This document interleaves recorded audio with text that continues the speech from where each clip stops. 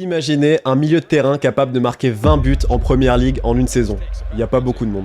Imaginez ce même milieu de terrain capable de jouer défenseur central en finale de Ligue des Champions. Là déjà, il n'y a quasiment plus personne. Et maintenant, imaginez ce même milieu de terrain capable de réaliser plus de 2400 passes avec 91% de précision en une seule saison. Là, il reste qu'une seule personne, ce joueur, c'est Yaya Touré. Quand on parle des légendes du milieu de terrain des années 2000 à 2010, il y a beaucoup de noms qu'on connaît et qui ressortent. Xavi, Iniesta, Gerrard, Lampard, mais jamais le prénom d'Yaya Touré. Comment cette légende a fait pour passer aux oubliettes en étant l'un des joueurs les plus complets de sa génération, que ce soit sur le plan offensif comme défensif. C'est pour ça qu'aujourd'hui on a une très grosse vidéo pour vous et on va vous expliquer pourquoi Yaya Touré est peut-être le milieu le plus sous-coté de l'histoire du football.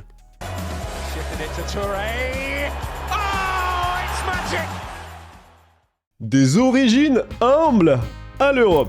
L'histoire de Yaya Touré commence le 13 mai 1983 à Bouaké, deuxième ville de Côte d'Ivoire. Yaya Touré grandit dans une famille modeste mais passionnée de football. Il a un grand frère bien connu des fans de foot, Kolo Touré, qui a déjà pris les devants et qui est parti depuis un moment.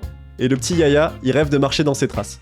En 1996, à 13 ans, Yaya Touré intègre l'académie de l'ASEC Mimosa. C'est LE club formateur ivoirien. C'est un club qui a vu passer beaucoup de joueurs qu'on connaît et certains qui sont passés en Ligue 1. Et déjà à cette époque-là, Yaya il se distingue. Sous la direction de Jean-Marc Guillou, grand ami d'Arsène Wenger, Yaya il fait immédiatement forte impression. À 17 ans, quand il fait ses débuts à l'ASEC, Yaya il mesure déjà 1m88. Il était déjà bien balèze. Mais ce qui frappe vraiment, c'est sa polyvalence. Yaya il va faire son trou à l'ASEC et en 2001, il va remporter son tout premier trophée, celui du championnat ivoirien. Et à ce moment-là, les scouts européens vont commencer à s'intéresser à lui. Et c'est pas forcément le pays auquel on pense en premier qui va dégainer, ça va être la Belgique. C'est vrai qu'en écrivant cette vidéo, on se rend compte que Yaya Touré a commencé à jouer en Belgique. Et je pense que très peu avec cette stat. Yaya Touré, il a galéré, et vous allez voir les gars, il a galéré et pas qu'un peu. 2001, Beveren. Yaya Touré débarque au club belge qui mise beaucoup sur les talents africains. Jean-Marc Guillou, son mentor à l'ASEC, l'accompagne dans cette aventure européenne, accompagné d'autres jeunes ivoiriens. Et pour Yaya, c'est un choc culturel total. Bah tu m'étonnes, tu passes de 40 degrés en Côte d'Ivoire à la Belgique. Effrayant le dépaysement là. Donc 18 ans, découverte de l'Europe pour Yaya Touré, de son intensité mais surtout de son exigence, mais aussi du froid et de la solitude. On oublie qu'il a quand même quitté sa famille en Côte d'Ivoire. Je pense qu'on pourra jamais s'en rendre compte sans l'avoir vécu, mais ça doit être très compliqué. Hein. T'es délocalisé, t'es à un endroit qui a rien à voir avec chez toi. Contrairement à ses coéquipiers qui sortent le soir dans les bars de la ville, Yaya Touré est plutôt solitaire. Il reste chez lui à la maison et il regarde des matchs de foot. c'est Willou le mec en fait. Sa maturité impressionne déjà tous ses coachs, mais sur le terrain, l'adaptation est très difficile. Le niveau est bien plus élevé que prévu pour un jeune gamin qui vient tout juste d'arriver en Europe. Avance rapide, en 2003, 2 ans plus tard, Yaya Touré il a réussi à s'adapter au football belge. À force de travail et grâce à sa polyvalence, il a tapé dans l'œil des scouts européens, et là il y a un coach légendaire qui va s'intéresser à lui, grand ami de son mentor, Arsène Wenger. Arsène Wenger en personne qui lui fait passer un essai lors d'un match contre Barnet. Le problème, les papiers. Yaya n'arrive pas à obtenir son permis de travail britannique. Bonjour monsieur, contrôle douane, votre passeport s'il vous plaît. Venez par là. Je me sens, comme on le dit, dans la merde. C'est pas la première histoire qu'on entend avec Arsène Wenger et les essais. Hein. Je crois qu'il a loupé Zlatan sur des essais, il a loupé CR7 sur des essais. Le mec, tu fais un 11 des joueurs qu'il a loupé, c'est un 11 plutôt costaud, je crois. Hein. Yaya fait un choix très surprenant et décide de signer dans un club ukrainien. Il signe alors au Metalurg Donetsk. Il se retrouve encore dans un pays qu'il ne connaît pas et dans un championnat encore bien différent que celui de la Belgique. Et c'est là où tu te poses la question, est-ce que Yaya Touré il se serait pas mis peut-être à la bière finalement à la fin de son séjour en Belgique? Parce que tu viens de faire des essais à Arsenal, donc ça veut dire que t'intéresses des gros clubs en Europe, t'as la flemme de continuer en Belgique, du coup tu vas en Ukraine. Il y a quelque chose qui colle pas là. Le début de carrière d'Yaya Touré, il est quand même assez bancal. Le club, qui était la propriété d'oligarques ukrainiens, fait venir des étrangers par dizaines sans vraiment avoir de projet cohérent. Et Yaya Touré il se retrouve un peu perdu dans cette équipe sans âme. Pourtant cette expérience ukrainienne, qui peut avoir l'air très difficile sur le moment, au final elle va être plutôt formatrice. Il apprend à jouer avec une pression constante, il doit s'adapter à des styles de jeu complètement différents. Bon déjà je peux vous dire qu'il n'y avait pas le tiki-taka en Ukraine je pense. Hein. Et surtout à compter que sur lui-même. Et ça c'est important de le dire parce que c'est le cas de très peu de joueurs dans le football actuel. Yaya Touré, à 21 ans, il a vécu déjà plus d'expérience que la plupart des joueurs pendant toute leur carrière. 21 ans, 3 championnats, 3 qui n'ont rien à voir.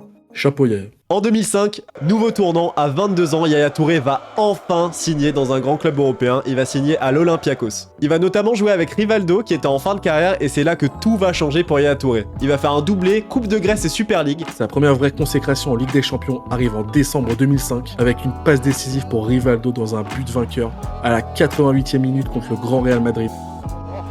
mejor jugador del Olympiacos con una diferencia bárbara. En Grèce, Yaya prend une nouvelle dimension. Il n'est plus seulement un talent prometteur, il devient un joueur confirmé, capable de porter une équipe sur ses épaules. Les grands clubs européens commencent vraiment à s'intéresser à lui. Et cet intérêt des clubs européens va le mener à l'AS Monaco en 2006. Yaya Touré va prendre de la place dans cet effectif de Monaco et il va rayonner aux yeux de toute l'Europe. Et il y a un appel qui va arriver qui va changer sa vie, et ça va être celui du FC Barcelone. L'école Barcelone entre apprentissage et frustration. C'est le bonheur de jouer ici, le plus beau stade. Quand j'étais jeune, je voyais Barça jouer avec Madrid, tout ça.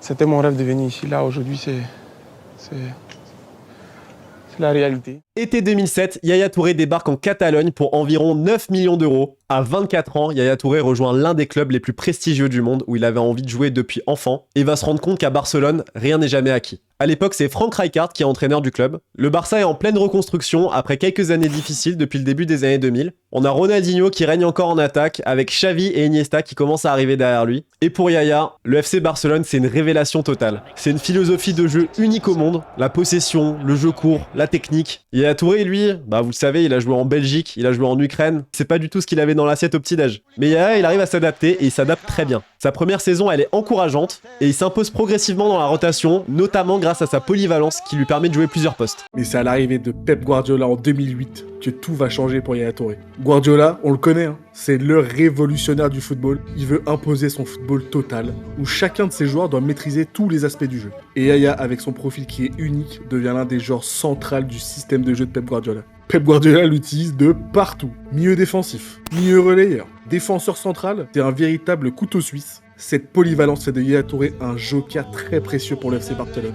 En demi-finale de C1 en 2009 face à Chelsea, c'est lui qui dépanne en charnière face au grand Didier Drogba en face. Et en finale contre Manchester United à Rome, il est encore une fois titulaire au poste de défenseur central. Et c'est là qu'il remporte sa toute première C1 avec le FC Barcelone lors du sextuplé. Mais paradoxalement, c'est aussi à cette époque que commencent ses frustrations. La saison suivante, il ne fait que 23 apparitions en Liga, alors que Barcelone sécurise un second titre consécutif. Entre-temps, Guardiola a fait un choix qui va tout changer, promouvoir Sergio Busquets, titulaire au poste de sentinelle. C'est l'un des produits purs de la Masia, le jeune loup formé au club, plus petit, moins physique que Yaya, mais parfaitement adapté au style barcelonais. Pour Yaya, c'est un coup dur, lui qui pensait s'être imposé, voir un gamin de 4 ans son cadet lui passer devant, les tensions avec Guardiola commencent. Et là, je m'en souviens dans la presse, c'était exceptionnel. Ça s'envoyait des punchlines en interview, c'était dingue. Merde.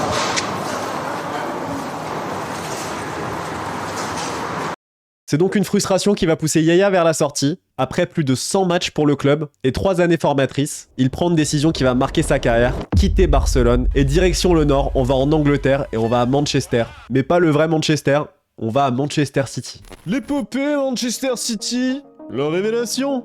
Été 2010, Yaya Touré signe à Manchester City. Pourquoi j'ai dit tout à l'heure que c'était le faux Manchester? À l'époque, c'est un club où les investisseurs venaient d'arriver, qui n'avaient pas gagné championnat depuis 40 ans. Franchement, il n'y avait rien à gratter là-bas les gars, on va pas se mentir. Mais tout va changer à Manchester City avec l'arrivée des investisseurs émiratis en 2008. Il y a des premières réactions qui sont assez mitigées suite au transfert de Yaya Touré. Pourquoi est-ce qu'avec l'objectif de faire de Manchester City le meilleur club du monde, on signe un rebut du FC Barcelone? Yaya Touré, l'Ivoirien, c'est un joueur moyen et on dit qu'il va toucher 200 000 par semaine.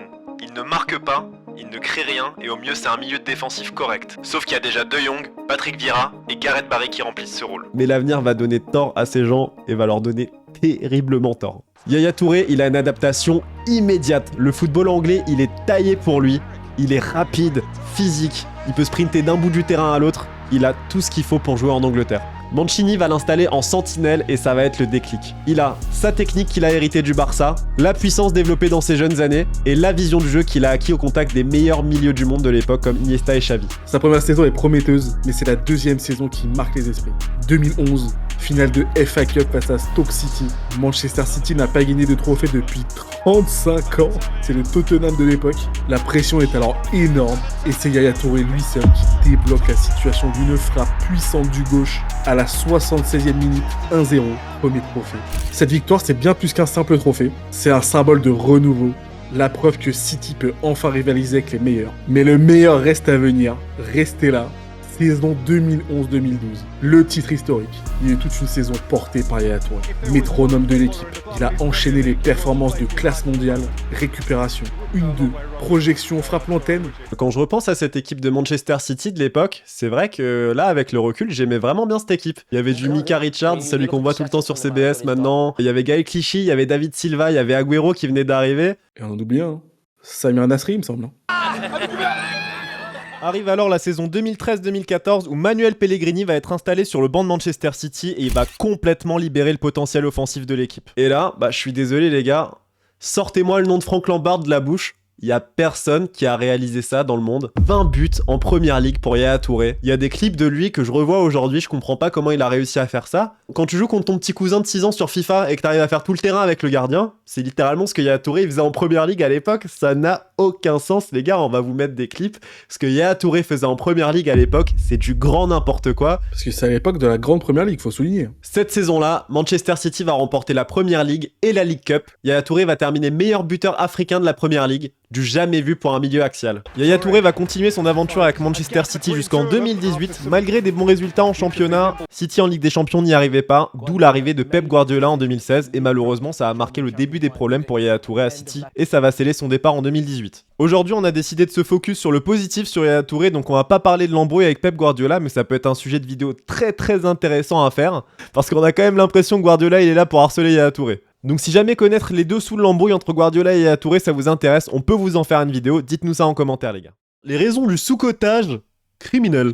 Alors comment expliquer qu'un joueur de ce calibre-là peut rester aussi sous-estimé aujourd'hui ? Tout d'abord à l'époque, Yaya Touré évolue à son meilleur niveau entre 2010 et 2016, en pleine domination de Messi et Cristiano. Encore eux, on peut pas faire une vidéo sans parler de ces mecs, j'en peux pas. Muchas gracias, afición. Este es para vosotros. Ces deux monstres monopolisent l'attention médiatique mondiale, éclipsant tous les autres joueurs. Même les meilleurs milieux de terrain de l'époque, Xavi, Iniesta ou encore Modric, peinent à exister médiatiquement face à ces deux monstres. J'aurais pas aimé être un footballeur dans cette période. Yaya Touré, il a évolué à Manchester City, il était plus au Barça, il était pas au Real Madrid. Manchester City à l'époque c'était quand même un pari, c'était un club qui se construisait sur rien. Donc il a fait le choix, Yaya Touré, de faire partie d'un projet en fait, plutôt que de rejoindre un des cadors européens de l'époque. Un club basé sur rien, un club basé sur des milliards de dollars quand même. Ouais, non, enfin, sur rien on se comprend. Avec tout respect. J'ai cru qu'il parlait de l'Union Saint-Gilloise. Il y a un peu d'huile qui coule des poches quoi. Ah, c'est du Total Excellium là. Et forcément, Yaya Touré, il a son image qui est un tout petit peu tachée par les conflits qu'il a eu, notamment avec Pep Guardiola. Ça revient très souvent quand on parle de Yaya Touré. Et vous le savez, avec les médias, on préfère se concentrer sur les tensions que les performances. Comme on l'a dit plus tôt, à l'arrivée de Guardiola à Manchester City en 2016, Yaya Touré va être progressivement écarté, jouant de moins en moins de minutes. Et ça va aller très loin, parce que Yaya Touré va même accuser Pep Guardiola à l'époque de problèmes avec les joueurs africains. Et forcément, Guardiola, il va nier derrière. Qu'est-ce que tu veux qu'il fasse ? Là, je pense que Guardiola, il est sorti la totale, il a dit « Ouais, j'ai la croix de Madagascar, j'ai un pote, il est pakistanais, je suis allé manger un grec. » Il a sorti toutes les poches, mais bon. Et côté récompense individuelle, c'est un peu maigre au niveau mondial. Jamais dans le top 10 du Ballon d'Or, malgré son année 2012-2013 exceptionnelle. Souvent absent des équipes type FIFA, UEFA, à une époque où le Real Madrid et le FC Barcelone raflent tout. Et sa polyvalence qui lui a peut-être fait un peu défaut, peut-être un peu trop offensif pour un milieu défensif, un peu trop défensif pour être un pur milieu offensif. C'est peut-être ça un des problèmes de Yaya Touré, c'est qu'on arrive à le ranger dans aucune case. Le mec est trop polyvalent. C'est la première fois que ça peut être un défaut. C'est ni un Kanté, ni un De Bruyne, c'est un mélange des deux et c'est peut-être ça qui perturbe un peu. Et enfin, il y a peut-être un facteur géographique et culturel. Yaya Touré, il est ivoirien, c'est pas la nation la plus clinquante aux yeux du football mondial. Il est pas brésilien, il s'appelait pas Yaya Touré-Rinho, ça l'aurait peut-être aidé. Très bel accent. Un héritage indéniable. Pourtant, l'héritage de Yaya Touré est immense et commence enfin à être reconnu. Il a redéfini le poste de milieu de terrain et après son passage à City, tous les plus grands clubs européens ont cherché leur Yaya Touré à eux. Paul Pogba à Manchester United, Moussa Dembélé à Tottenham, Declan Rice à Arsenal, tous héritent de ce modèle créé par Yaya Touré. Pour toute une génération de jeunes Africains, il est devenu THE modèle. 4 fois Ballon d'Or africain. Et c'est vrai que je pense qu'il a matrixé une génération en Afrique. Nous, en étant européens, on s'en rend pas compte, mais je pense qu'en tant qu'Africain, il a laissé une empreinte de malade. Pas facile de marcher dans cette empreinte, parce que t'es un petit, t'as envie de jouer comme Yaya Touré. Déjà, si tu fais pas 1m90, c'est compliqué. Si t'es pas très physique, c'est compliqué. En fait, faut avoir le physique de Anthony Joshua pour pouvoir jouer comme Yaya Touré. Et ça, c'est un peu relou, quoi. Le body type, il est effrayant, quoi. On n'a pas parlé de son parcours avec les éléphants, mais c'est quand même 3 finales de Coupe d'Afrique des Nations, dont une victoire. Donc il a un parcours très très solide aussi en sélection. Sur tous les plans, Yaya Touré, il a une carrière plus que réussie et qui méritait aujourd'hui qu'on en fasse une vidéo. Merci à tous pour avoir regardé. N'oubliez pas de liker la vidéo si elle vous a plu, mettre un petit commentaire. Ça fait un moment qu'on s'était pas donné rendez-vous pour parler de foot, ça fait plaisir. Les vidéos sur Gareth Bale et R9 sont presque à 100 000 vues. Donc si jamais vous avez envie de voir une autre vidéo sur la carrière de 2 joueurs incroyables, faites-vous plaisir. Et dites-nous en commentaire qui vous voulez voir pour la prochaine vidéo, parce que je pense qu'il y a du beau monde encore où on peut faire une vidéo dessus.